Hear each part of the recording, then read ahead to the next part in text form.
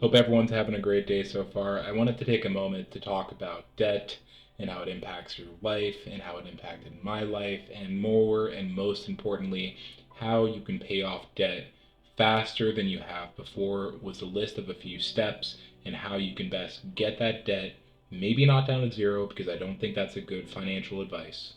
A good financial advice. I don't think that's good financial advice, but I do think managing your debts and getting it down to a place where you can afford it is something that is super important. So I hope you can stick with me. Hope you enjoy the ride, and please let me know in the comments if you think it's helpful.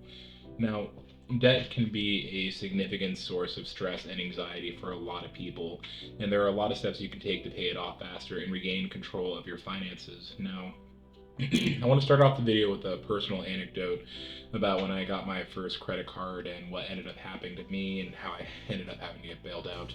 So, I went to school at a small liberal arts college. Never had a lot of money growing up. I was from a relatively lower middle class family. Mom's a school teacher. We did our thing. We got by, got presents on Christmas and our birthdays, and we got new clothes, but we never went out to crazy vacations or had the nicest shoes or the nicest car when we got them. Simply middle class. And I get out to college. My freshman year, I was told by my uncle and family members, as well as the college itself, that building credit for when you get out of school is really important. So, of course, I sign up for my first credit card and immediately blow up the line of credit.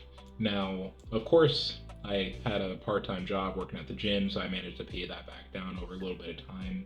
But back and forth, I bought and I spent and I repaid and I bought and I spent and I repaid, and eventually I couldn't afford it anymore. So, what did I do? Instead of trying to stop spending, I got a credit line increase. So then I bought and I spent and I paid it down, and until I maxed it out again, got an increase, paid it down again, maxed it out. You get the idea, and this is really how it goes for a lot of people. So what ended up happening was I get home for Christmas. I have a credit card statement. I simply can't afford. I didn't have the money. And in a moment of weakness with an Irish tear in my eye, I said, Mom, you need to bail me out. I can't afford my credit card. And she, of course, chews me out like the idiot I was and paid off my life, paid off my cards. Made me cut the cards and cancel the accounts, which really sucked because it would have been good to build credit earlier, with knowing what I know now. But at the end of the day, I think it was the right choice, and I'm happy that that took place. Now, over time, I have learned to better properly manage my debts. I'm currently debt free in student loans, or not in student loans. I don't have any student loans. I don't have any credit card debt. I don't have any auto debt. And that was really a part of that formative experience, which had, I just discussed and went through during college. So, what are the things that I've done and I have done in the past to pay down some of the bigger debts and liabilities like I have, like the student loans that I got, like the car loan that I had? Well, the first thing, and this is a really tough one, but it's something you need to do, is by creating a budget. And the first step of paying off any debt under any circumstance for any person, regardless of your circumstance, how much money that you make, wherever you are in life, is to create a budget. A budget is going to help you understand where your money is going and identify areas where you can cut back on expenses. Now, cutting back on your expenses might be hard if you're on, a very fixed routine, you're not doing a lot outside of work and eating and sleeping, but you need to think about ways where you can potentially downsize your life. For me, one of those things was cutting off the cable. So I have a high-speed internet connection. I watch Netflix. I do Hulu. I do whatever of those things you do online. But I don't have a TV in my house. And for me, that ended up giving me the same value of entertainment that I might get from CNBC or Fox News or whatever content that you like to watch, movies, etc. Because I could just get it online for free or for a really cheap cost. And net and net, I end up saving a lot more money by doing that. And you can replicate that same concept for a number of things in your financial life. I can think of food, eating out all the time. How about you don't do that? You could cook for yourself. Rice, chicken, beans. That is super healthy. You'll be super satiated. And no one says you can't go out every once in a while, but just not every day. So, step number one that I took is to create a budget, and that is going to free up your cash flow, let you know what you're working with, and let you stick to a plan where you can actually use it to start to pay down debts. I think the second step, which is really important, is to make a list of all your debts. Staying organized and understanding the circumstance that you're in is really important. I think oftentimes people get into these situations because they're not properly accounting for, managing, and understanding where all their money is going. And by creating a list of all your debts, you're going to better understand the balances, interest rates, monthly payments, and it's going to help you prioritize which debts to pay off. Something that is called the snowball method, popularized by Dave Ramsey, allows you to focus on paying down high interest debt first because that's going to cost you the most in the long term. Give you an example like this. Let's say you have a $500 credit card with an 18% rate. You have a auto loan with a 6% rate and a student loan at a 5% rate. And the balances are sequentially, meaning the credit card is the lowest, the auto loan is the second lowest, the student loan is the largest. Despite the balance for the student loan being the highest, where you're going to be paying the most interest is with that credit card because you have the most or the highest interest rate on it. So how you would approach a debt snowball in that scenario is you find out how much money they have from your budget left over each month. That's from step one. Pay off the credit card. Then, with the extra money that you freed up not having to pay the credit card on a monthly basis, plus whatever you have in your monthly budget, you use to pay off the auto loan, so on and so forth until you're debt free. Now, this isn't for the risk averse, but it is something to consider. It's something that I did as well when I had credit card debt, is debt consolidation. If you have multiple debts with high interest rates, consolidating them into one loan with a lower interest rate may be a good option. And I'll break down how that works. A debt consolidation loan is essentially a personal loan that is, generally speaking, if you have decent credit, not in the 400s, because you may not even get it in this situation, have a lower interest rate than whatever your higher interest rate debt is. As an example, going back to the credit card, might be paying 18, 24%, 30% of the credit card on a $10,000 balance. And a bank like SoFi or Capital One, etc., is willing to give you a personal loan at a rate of 10%. Well, it's a lot cheaper to pay 10% than it is to pay 18%. And you can get all those payments consolidated into a single one so it's easy to manage and you're going to be able to manage that debt in a more effective way. So, step number 4, you got to consider increasing your income, and you're going to immediately say to me, well, how do I do that? I work all the time. I have 2 jobs, blah, blah, blah. I was in your same boat. I drove DoorDash and worked 60 hours a week and sold stuff online. If you're in a hole, you need to dig yourself out of it unless you have family members that are going to help you out in that way. It's just the tough reality of the matter, right? When you take on debt, you're pulling forward your future consumption. And at some point, you need to break even. And the only way to do that, if you want to do it faster, is to make more money. So, what are ways that you can make more money? There's a whole bunch of content online about passive income streams that are going to somehow magically make you $10,000 in a day by doing some kind of affiliate marketing or online surveys or whatever it is. And maybe they work, maybe they don't. All I know is that they're oversaturated, and I think they're a waste of time. The most consistent, the most proved, the most surefire way you are going to get out of debt is by making more money. Counterintuitive as it sounds. The way that I did it was via DoorDash. It sucked, I beat up my car, but it was worth it because I got out of debt and I didn't have to think about it anymore. Also, I got some really cool tax benefits from driving DoorDash, which might be a content or a conversation for another day. Just to give you a little sneak peek, if you drive DoorDash or any of these ride sharing services like Uber, Lyft, Grubhub, etc., you're considered a 1099 contractor, so when you file your taxes, you're going to have to file a Schedule C. And on the Schedule C 1040, you can actually write off expenses related to what is considered in the eyes of the IRS your business, because you're not an employee, you're a contractor, so you're leasing yourself out, that is your business, to a service, meaning DoorDash or whatever it might be.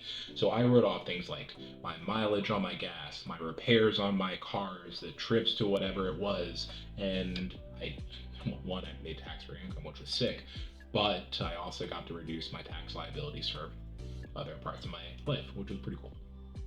Now, we kind of talked about this earlier in the video, but step number 5 is cutting back on expenses. And I know, if you don't have any expenses, how can you cut back?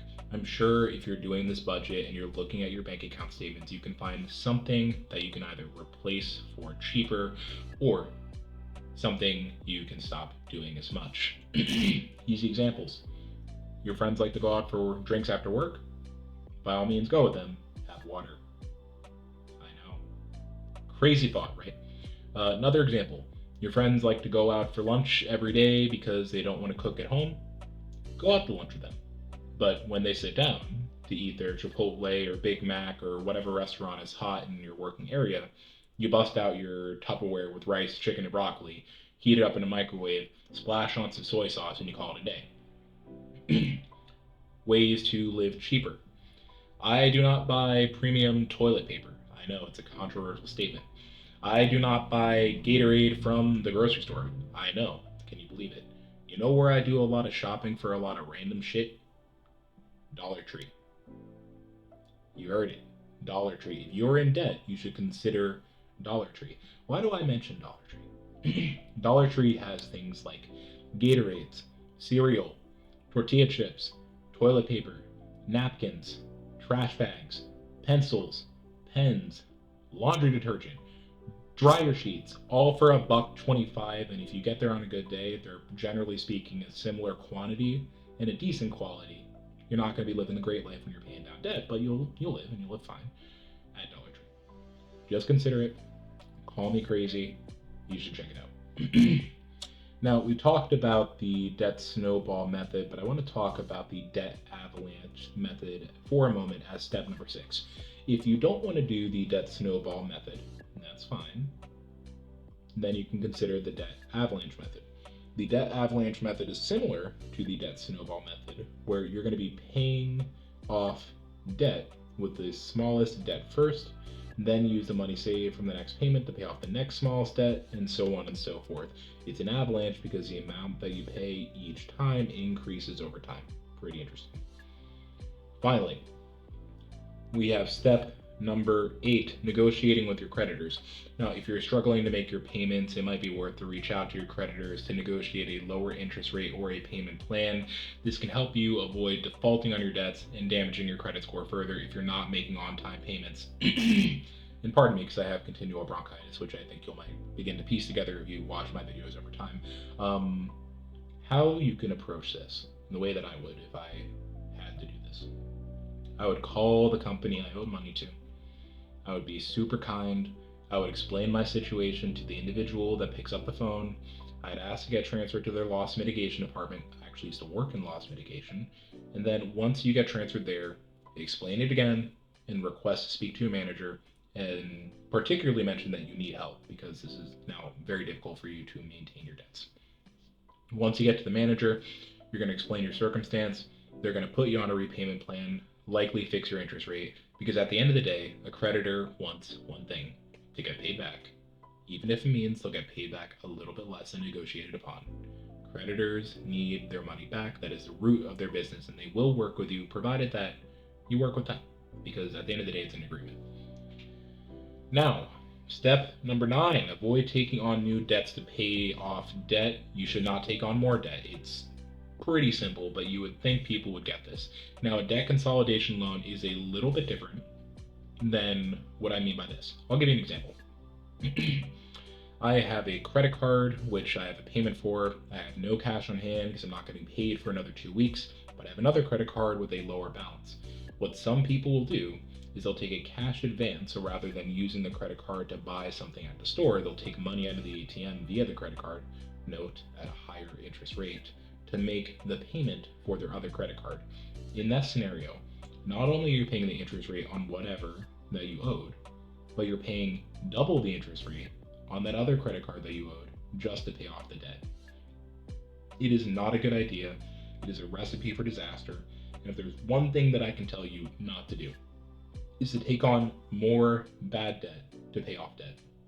And I think as a concluding thought, because I don't want to scare anyone with the notion of debt, I quite literally issue people loans for a living. That is my, occupation. I want to take a moment to think about good debt versus bad debt. Bad debt is debt used to buy something not necessarily that you don't need, because I buy everything with a credit card. It is used to buy something that is not increasing in value over time, and moreover, using credit or debt to buy something you can't pay back within the next billing cycle. You pay interest, it grows over time, you have negative returns. Good debt, on the other hand, and this is the nature of what I do day to day for 70 hours a week for some of the most crazy people, allows you to put it to work in a place that's more efficient to gain a higher rate of return than the interest rate that you are paying. That is called a hurdle rate, and the difference you put in your pocket. Good debt versus bad debt. And by the way, your mortgage isn't a good debt.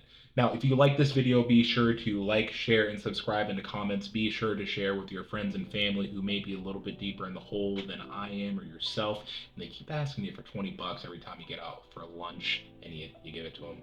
Maybe they'll benefit from this video. But I'm looking forward to when you guys get out of debt if you're in that circumstance. I was there. A lot of people have been there before. I know you're going to get through it. So just focus on the goal, save some money, and be sure to turn those rags into riches. We'll talk soon.